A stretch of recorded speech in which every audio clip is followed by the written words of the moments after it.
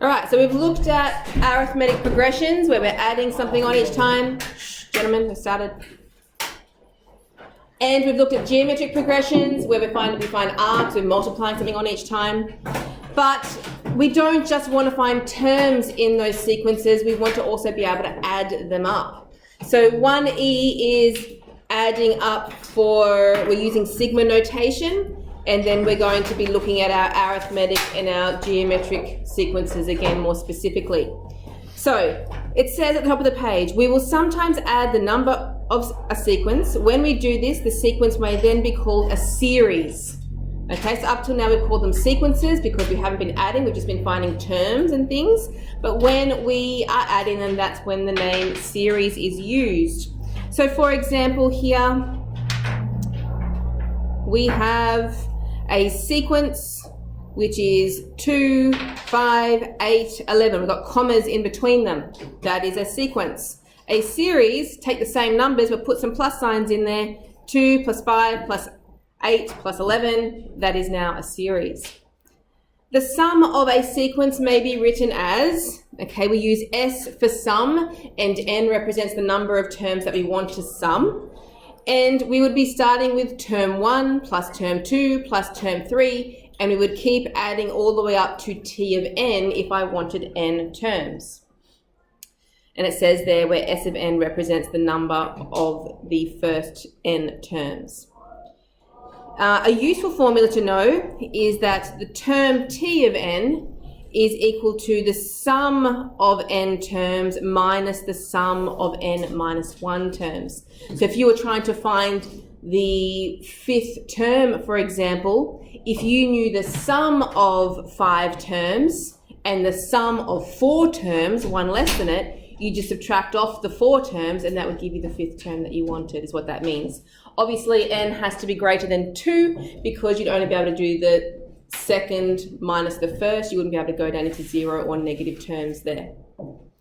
Okay, today we are going to be doing a lot of questions on sigma notation.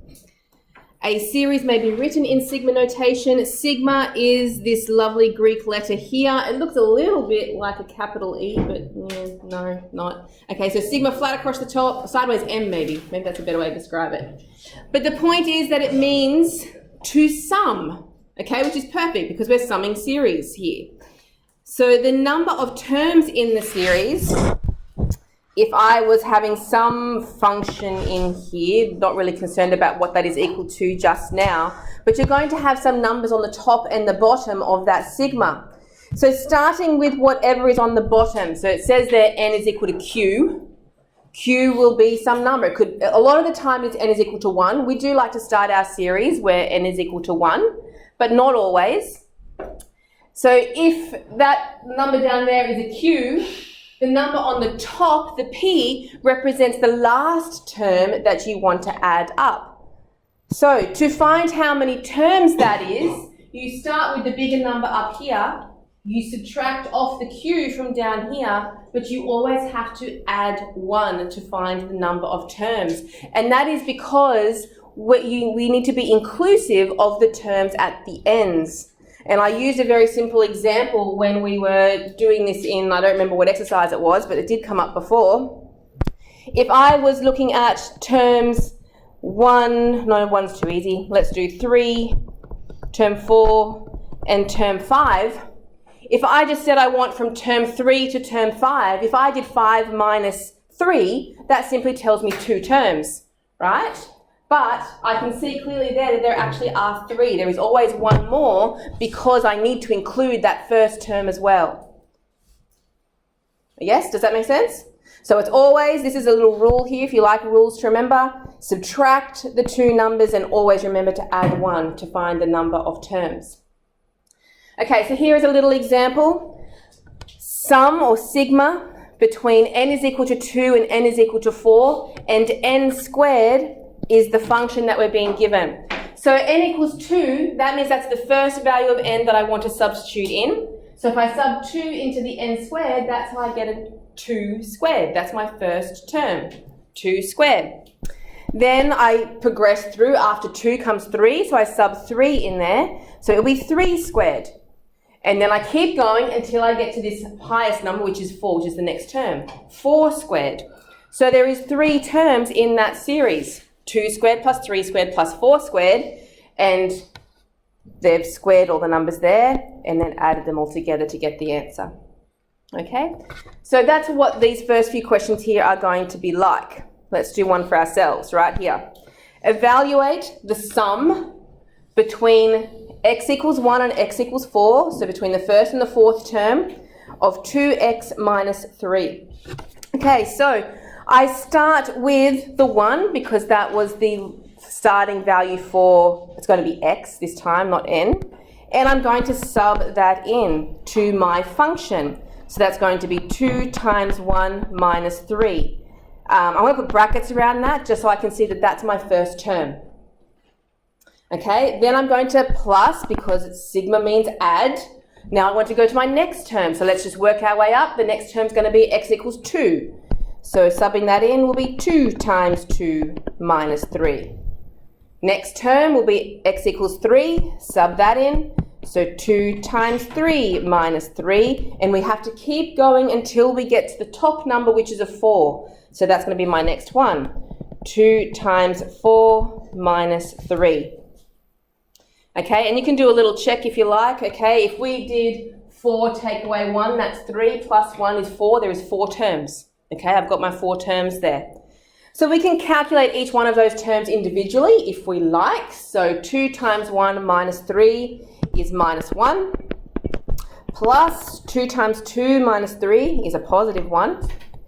2 times 3 is 6, minus 3 is 3. And 2 times 4 is 8, minus 3 is 5. So that's just interesting to see that that is what the first 4 terms are. But we do need to find that sum. So just minus 1 plus 1, that cancels out. 3 plus 5 makes 8. The sum of those terms is 8. Done. Let's do it again. Question 2.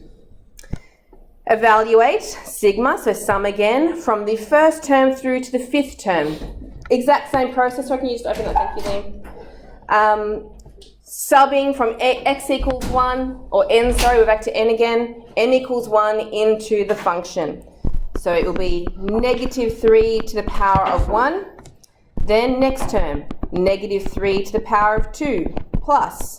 Next term, negative 3 to the power of 3, plus. Next term, negative 3 to the power of 4, and I have to keep going, negative 3 all the way to the power of 5 until I hit this number. Okay, I'm going to write out what each one of those terms are again, just because I like to see the series. So the first one is negative 3, then plus 9, negative 27, plus 81, minus 243. Okay, so it's just each of the terms individually, and we add them all up. Has anyone done this and gone ahead of me? Yeah, cool. All right, so one last question. We want to put this series into sigma notation. Okay, so the first thing is, we know there's going to be a sigma here. We need to find out what that function is. Okay, the function, the first thing you should do is look at these terms down here and see what they're going up by, or down, whatever the case may be, but these ones are going up by 3, right? So if they're going up by 3, that means you're going to have to multiply your pronumeral. Let's use x or n, it doesn't actually matter, I don't mind what the pronumeral is. We're going to multiply the x by 3, okay, because they're going up by 3s. However, if I take my first term as an example, so term number 1, 3 times 1 makes 3. Not big enough, I need it to equal 8. So I then need to add something on. What am I going to have to add on to get to 8? 5 plus 5. And check to see if that works for the next term. So 11. If I did 3 times 2 for second term, that's 6. Plus 5 does make 11. You can try it for the next one as well if you like. Okay, just to make sure that the rule that you found works. Now I have, I guess, assumed in that I am starting with x is equal to 1 as my first position. And my series needs to continue all the way up to 65. And I need that to work out what my last term is going to be for that number on the top of my sigma. So now that I've got the function though, I can use the function to help me solve for what n should be, or x, sorry, keep changing the letters, x should be for that term. So let's find out when the 3x plus 5, I want to make that equal to the 65 and find out what x is equal to. So just subtract the 5, 3x equals 60, and divide by 3, x is going to be equal to 20. So that 20 tells me that I need to go from the first term all the way through to the 20th term of 3x plus 5, and that's how I could represent that series in sigma notation.